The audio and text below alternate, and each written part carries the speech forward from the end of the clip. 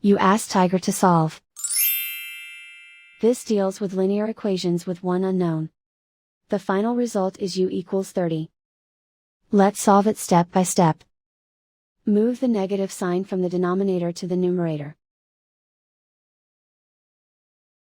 Group all constants on the right side of the equation. Subtract 17 from both sides. Simplify the arithmetic.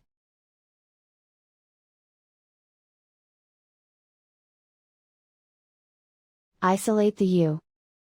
Multiply both sides by 15. Group like terms. Multiply the coefficients. Simplify the arithmetic.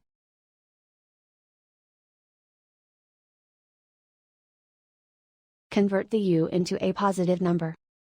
Multiply both sides by -1.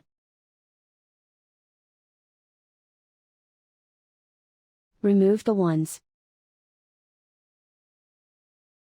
Simplify the arithmetic. And so the final result is u equals 30.